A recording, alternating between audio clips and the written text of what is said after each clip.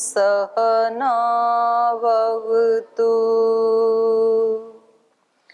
सहनौ भुनक्तु सह वीर्यं करवावहै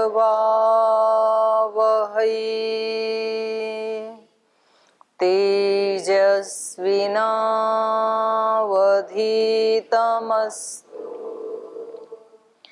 मा विद्विषावहै। ॐ व्रतानां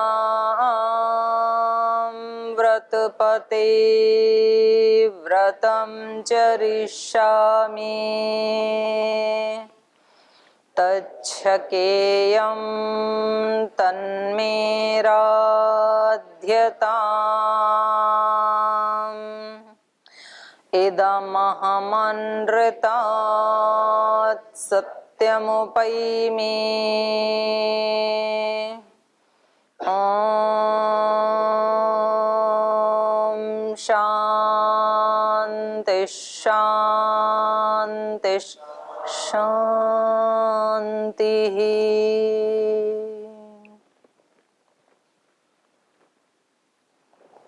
तो अपने आश्रम में पहुंचने के बाद महर्षि विश्वामित्र और राम लक्ष्मण अब ये यज्ञ की तैयारी कर रहे हैं और ये यज्ञ की रक्षा के लिए इस सर्ग में राक्षसों का संहार किया जाना है। तो हमने 3 श्लोक तक पढ़ा था। देश काल परिस्थितियों को जानने वाले और अपने कर्तव्य के प्रति अत्यंत निष्ठावान श्री राम लक्ष्मण जैसे ही आश्रम पहुंचे और रात्रि व्यतीत की तो सुबह उठ करके अपने प्रातः काल के दैनिक कार्यों को संपन्न करके और गुरु के पास आकर के उन्होंने पूछा कि किस काल में ये निशाचर आते हैं ताकि उस काल का अतिक्रमण न हो। तो इस प्रकार से युयुत्सया युद्ध की इच्छा वाले ये दोनों भाई जब इन्होंने ऐसे पूछा अपने आप ही जाकर के अपने गुरुजनों से कि कहीं काल का अतिक्रमण ना हो, नहीं तो पता चले कि आए तो थे असुरों का विनाश करने के लिए और बैठे हैं कमरे में और गुरुजी को बार बार भेजना पड़े, अरे बुला के लाओ उनको, आए थे युद्ध करने के लिए। बोल जो तो पता ही नहीं, कमरे में तो है नहीं। तो कहीं कोई जीने में जाके बैठ जाता, लक्ष्मण जाके छत पे बैठ जाता तो फिर तो असुरों का नाश नहीं हो पाता। तो ये कैसे प्रशंसा के पात्र बने। ते सर्वे मुनयः प्रशंससु प्रीतः प्रशंससु, प्रीति पूर्वक प्रशंसा की। वे कर्तव्य का पालन करने वाले हों तो श्री राम लक्ष्मण जैसे होने चाहिए। खुद आकर के पूछ रहे हैं अपने गुरुजी से कि बताइए हम तैयार हैं और हम उनको मार गिराने के लिए उत्सुक हैं, तो क्या हमें अपने अंदर के असुरत्व से नहीं लड़ना है? तो ऐसे ही हमें युद्ध के लिए उत्सुक रहना चाहिए। अपने आंतरिक आलस्य प्रमाद, अब लेट आना भी तो एक असुरत्व की निशानी है, तो क्या इससे नहीं लड़ना चाहिए? लड़ना चाहिए। प्रमाद करना, आ सकते हैं और फिर कमरे में बैठे हैं तो इसको प्रमाद बोला जाता है, तो क्या इस प्रमाद से नहीं लड़ना चाहिए? लड़ना चाहिए नहीं लड़ना चाहिए? लड़ना चाहिए। तो उसके लिए तैयार रहना चाहिए। एक भी अवसर उसका अतिक्रमण नहीं होना चाहिए। एक बार अतिक्रमण हो गया, एक बार आप उसके शिकार हो गए तो फिर वो बार बार आते हैं हमारे जीवन में। तो ये कैसे हैं? युयुत्सया, युद्ध के लिए इच्छुक हैं।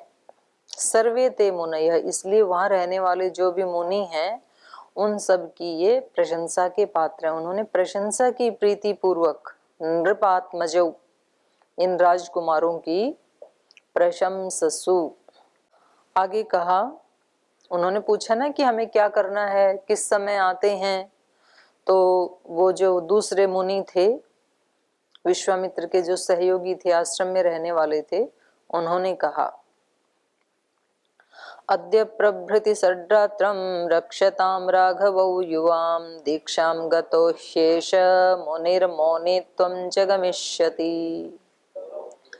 अद्य प्रभृति, आज से लेकर के, षड्रात्रम रक्षताम, राघवौ, हे रघुकुल में पैदा होने वाले दोनों राजकुमारों, युवाम, आप दोनों को क्या करना है, अद्य प्रभृति षड्रात्रम रक्षताम, आज से लेके 6 दिन तक आपको रक्षा करनी है बराबर।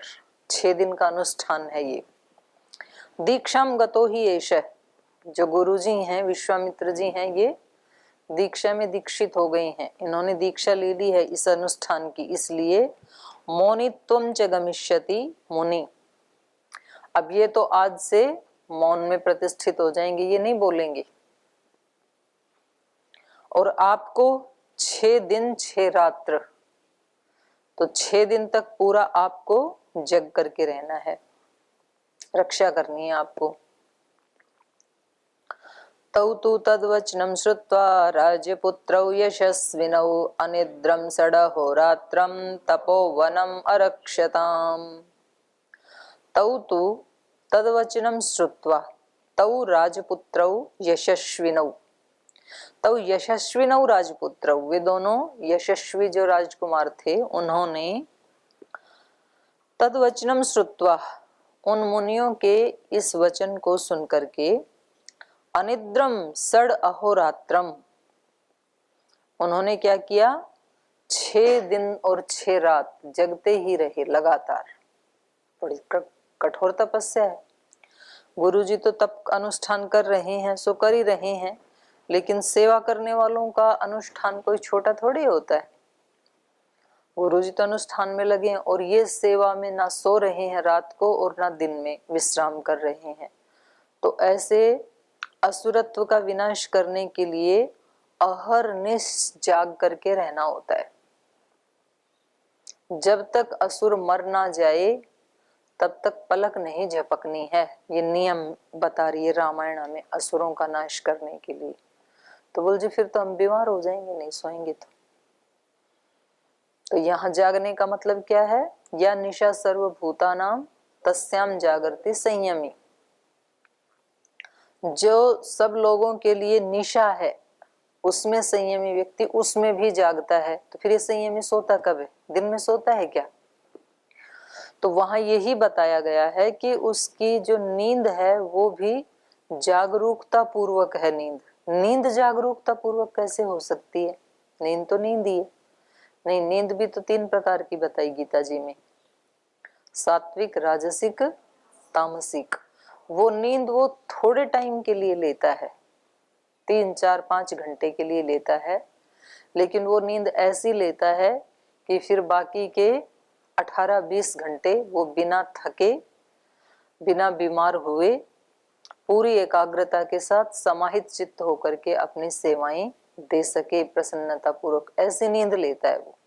ऐसी नहीं लेता है कि उठने के बाद भी फिर ऐसे लटके आते रहें, या दिन में मुंह फाड़ के उबासियां आती रहें, या याद करते समय थोड़ा सा किताब सामने लाए और उसके बाद लटके मारने लगे। तो फिर इसका मतलब रात की नींद ठीक से हो नहीं पाई, शरीर को एक एक सेल को पूरा विश्राम मिल नहीं पाया, इसलिए वो विश्राम की डिमांड कर रहे हैं। तो केवल कमरे में या बेड के ऊपर 6-7 घंटे पड़े रहे हम कंबल ओढ़ के, तो इतने से शरीर को विश्राम नहीं मिलता है जब तक आपकी नींद भी जागरूकता पूर्वक ना हो। क्योंकि जीवन का आधा हिस्सा जाता है किसी किसी का, तो किसी किसी का 1/3 तो सभी का ही जाता है, सोने में ही व्यतीत होता है। जितना हमारा जीवन है उसका तीसरा हिस्सा 30-33% तो सोने में ही जाता है। तो केवल हम उस नींद को भी यदि संवार लें तो समझ लो कि जीवन का तीसरा हिस्सा तो हमने कम से कम सदुपयोग कर ही लिया। तो बचे 2 फिर, तो वो भी ठीक हो जाते हैं। तो सोना भी नहीं आता है लोगों को, और जिनको सोना नहीं आता उनको जागना तो बिल्कुल ही नहीं आएगा।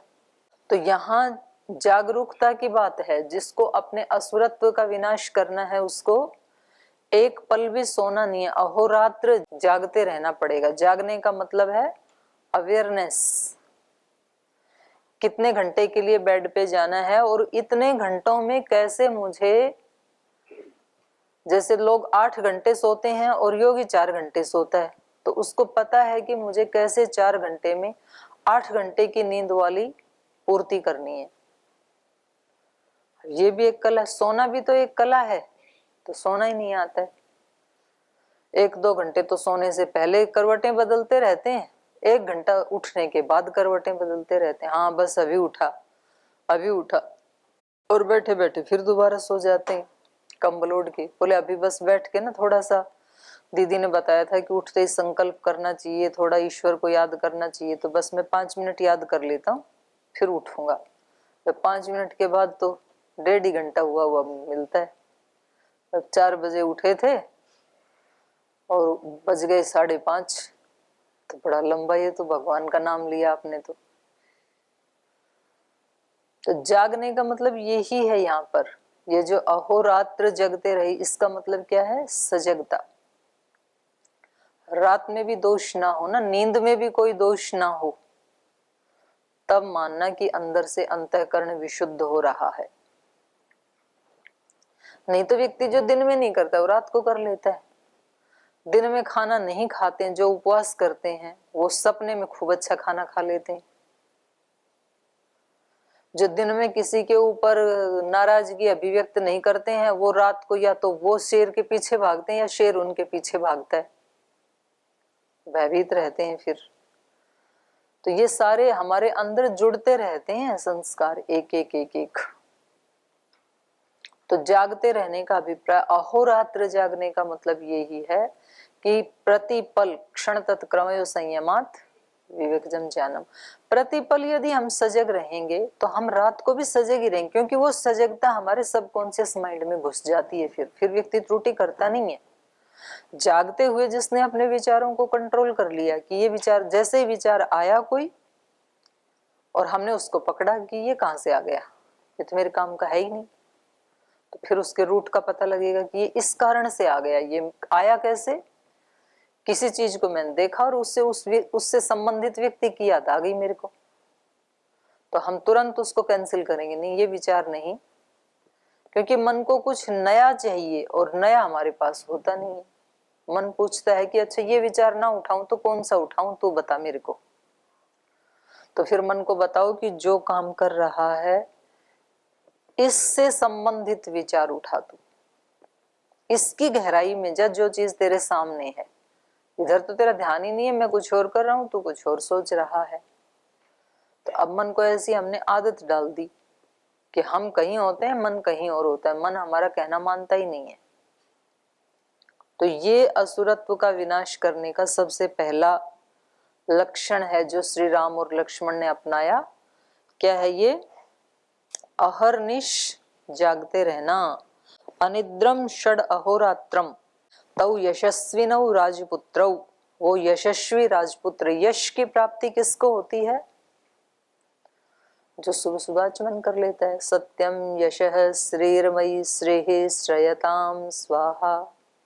और वो भी बस जो आगे बैठे हैं उसके हवन कुंड के पास, वो वही करते हैं, बाकी तो बोलते भी नहीं। और हवन कुंड के पास बैठने वालों को भी इतना मंत्र बोलने से तो सत्य और यश की प्राप्ति नहीं ही होने वाली है। जो संकल्प लिया है उसके प्रति जागरूक भी रहेगा, जो पूरे दिन सत्यम यशः, सत्य के लिए और यश के लिए। यश किसका होता है? गुरुकुल में आपके आसपास, आपकी कक्षा में या आपकी पड़ोसी कक्षा में कौन विद्यार्थी सुयश को प्राप्त करता है? नहीं, कीर्ति किसकी है? यश और कीर्ति तो एक ही बात है। कौन कीर्ति को, यश को प्राप्त करता है? जो विद्याभ्यासी है और जो व्रताभ्यासी है। सभी व्रतों का भी पालन करता है और विद्या का भी। दो ही तो काम करने हैं आपको, एक भी नियम को मिस नहीं करता है और पढ़ाई में सबसे अव्वल रहता है, तो वो उस व्यक्ति का सुयश होता है। और स्वभाव आचरण व्यवहार जिसका विनम्रता से युक्त है,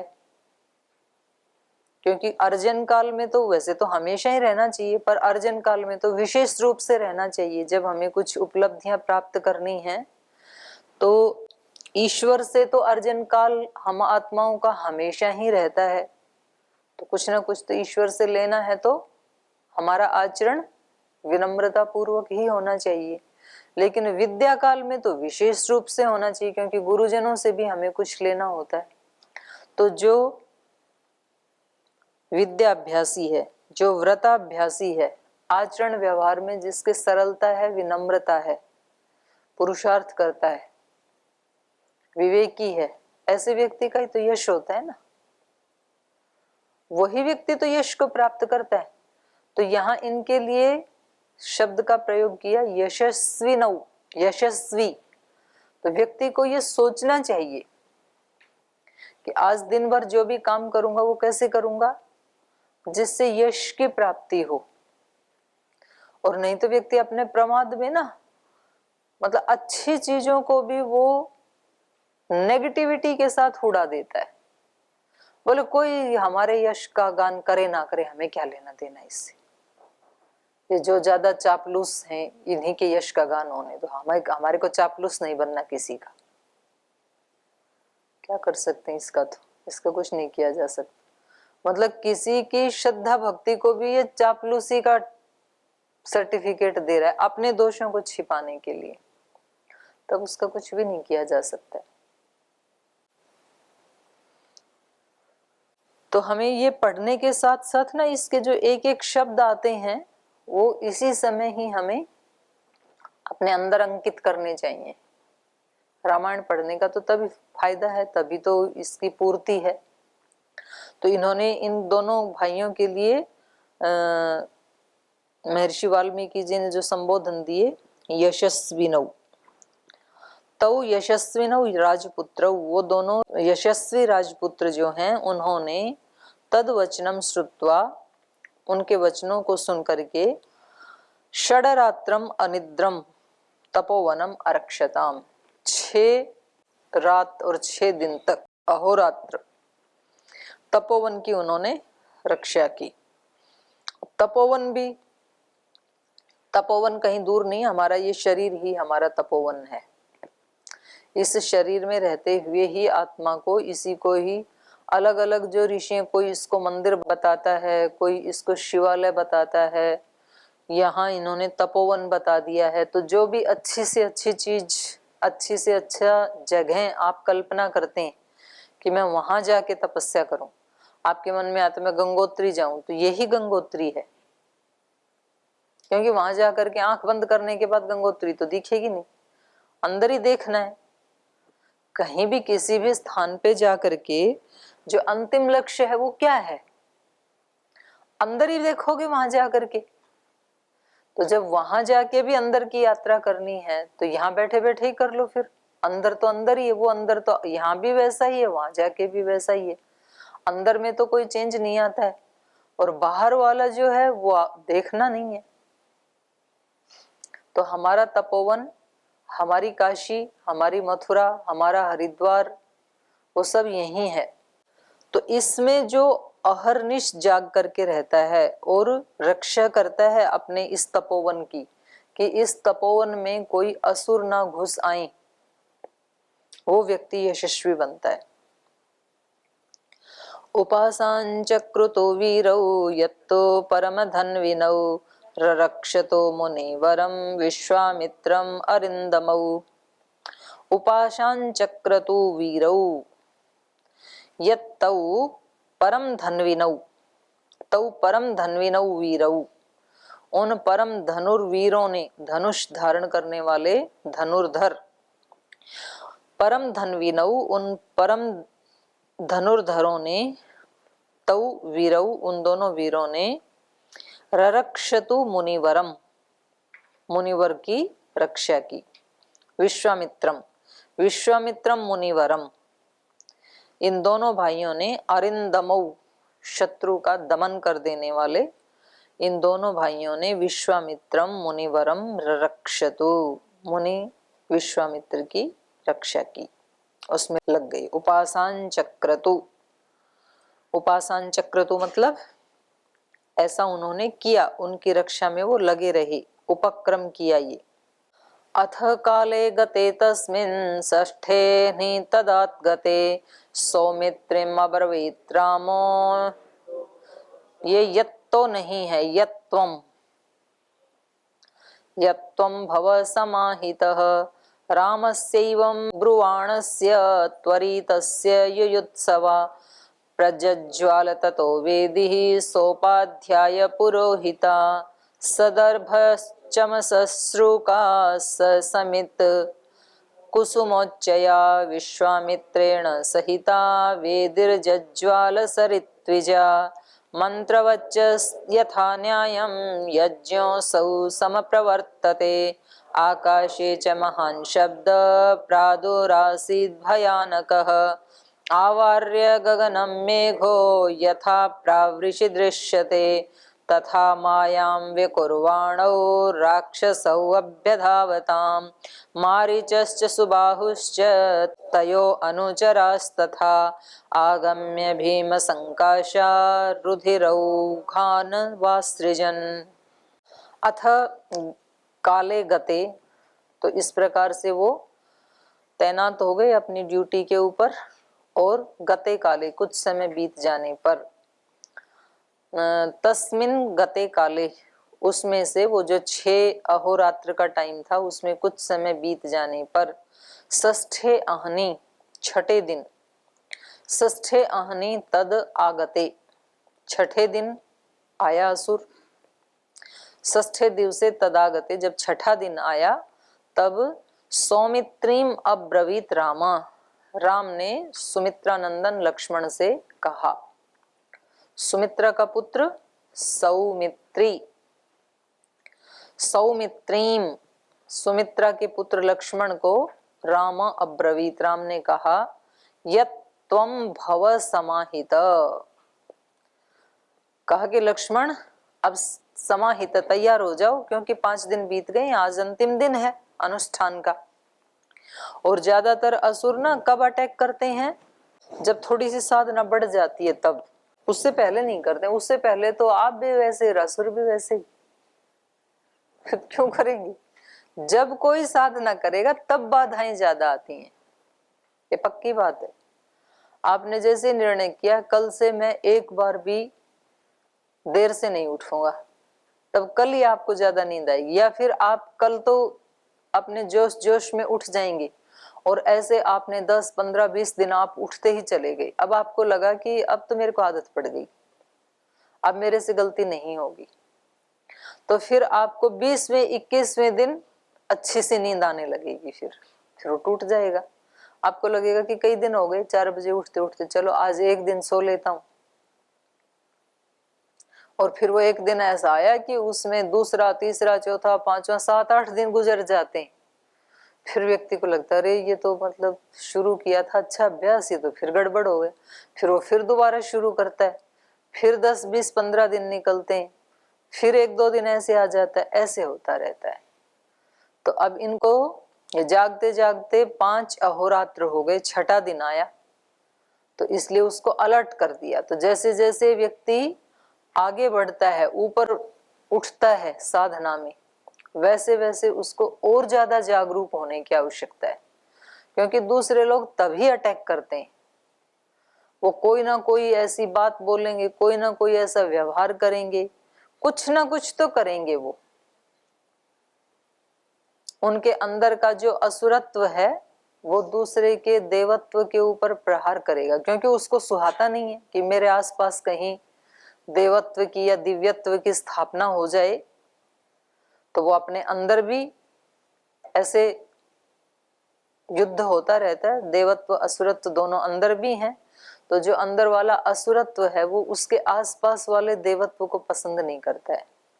और बाहर भी ऐसे होता है, अगर आपका साथी, आपका क्लासमेट, रूममेट, उसको यदि इच्छा नहीं है जल्दी जगने की या व्रतों का पालन करने की, तो वो कुछ ना कुछ तो ऐसा करेगा, यदि आप व्रतों का पालन करने वाले हैं तो उसमें बाधा डालने की कोशिश करेगा। वो तो वो उसमें कहीं शोर मचाएगा, कहीं खर्राटे मारेगा, कहीं आपकी शिकायत करेगा या झगड़ा करेगा, कुछ तो करेगा, क्योंकि उसको वो सुहाता है नहीं। उस समय अलर्ट हो जाना चाहिए व्यक्ति को। तो इन्होंने अपने भाई से कहा, सौमित्रिम अब्रवीत रामा यत्त्वं समाहित भव, समाहित चित्त हो जाओ और ज्यादा फोकस कर लो अपने इसको, लक्ष्य को, सावधान हो जाओ। रामस्य एवं ब्रुवाणस्य त्वरितस्य युयुत्सया, युयुत्सया त्वरितस्य रामस्य एवं ब्रुवाणस्य, युद्ध का इच्छुक, युद्ध का इच्छुक मतलब असुरत्व का विनाश करने का इच्छुक, त्वरितस्य रामस्य, जिसको बहुत त्वरा है, जल्दी है, वो ऐसा नहीं है कि हो जाएगा धीरे धीरे, आज नहीं मरे तो कल मर जाएंगे, कौन सी जल्दी आ रही है, ऐसे भाव में नहीं है, त्वरित है। युयुत्सया त्वरितस्य रामस्य, जो बहुत उतावलेपन में है, बहुत जल्दी में है, त्वरित मतलब जल्दी में, जल्दी वाला जो राम है उसके ब्रुवाण से, ऐसे कहे जाने पर, उसने ऐसे जैसे ही कहा लक्ष्मण को, ऐसे ही क्या हुआ, प्रज्ज्वाल ततो वेदी ही, वेदी प्रज्वलित हो गई। और स उपाध्याय पुरोहितः, उपाध्याय सहित और पुरोहितों सहित, तो पुरोहित तो जो वहां के रहने वाले अन्य अन्य ऋषि हैं वो हैं, और उपाध्याय कौन है यहाँ पे, महर्षि विश्वामित्र। तो ब्रह्मा पुरोहित सब ऋत्विजों के सहित उसी समय यज्ञशाला में वेदी प्रज्वलित होगी, माने यज्ञ शुरू हो गया। तो प्रातः सायं ऐसे जो होते हैं अनुष्ठान, तो जैसे ही इन्होंने कहा सावधान हो जाओ, वैसे उधर अग्नि जल गई, माने यज्ञ शुरू हो गया। सदर्भम स चमसः श्रुका स समित स कुसुमोच्चया, सकार जो है इसका संबंध सबके साथ है, स मतलब सहित, सदर्भः दर्भ सहित, दर्भ का वो आसन बनता है ना, दर्भ मतलब कुशा, कुशासन भी है यज्ञशाला में। सदर्भः स चमस, चमसा सहित जिससे घी डालते हैं, स चमस श्रुका, श्रुआ सहित, श्रुआ भी घी भी डालते हैं उससे और जल सिंचन भी करते हैं, श्रुआ, श्रुआ सहित।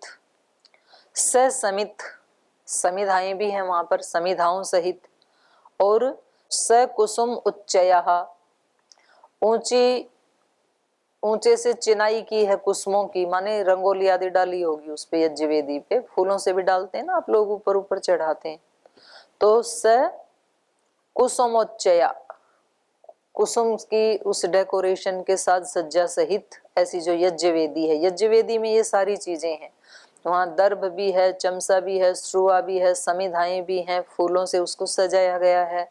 विश्वामित्रेण सहिता, और वो वेदी कैसी है, विश्वामित्र सहित, विश्वामित्र भी वहां बैठे हैं। वेदी जज्वाल स ऋत्विजा, ऐसी वो यज्ञ वेदी ऋत्विजों सहित, ऋत्विज भी वहां बैठे हैं, ऋत्विज जो मंत्रोच्चारण करने वाले हैं उन सहित, माने सभी वहां के आश्रमवासी महर्षि विश्वामित्र वहां उपस्थित हैं, और यज्ञ में प्रयुक्त होने वाले सभी साधन भी वहां पर उपस्थित हैं, और उन सब के सहित ये जो वेदी है इसमें अग्नि प्रज्वलित हो गई। मंत्रवच्च यथा न्यायं यज्ञोऽसौ संप्रवर्तते, आकाशे च महान् शब्दः प्रादुरासीत् भयानकः। और फिर क्या हुआ, यथा न्यायम मंत्रवच्च, वहां पर मंत्रों का भी उच्चारण हो रहा है, यथा न्यायम, जैसा उस अनुष्ठान में जो मंत्र बोलने चाहिए थे, न्याय्य थे जिन मंत्रों का उच्चारण करना, उनका उच्चारण भी हो रहा है।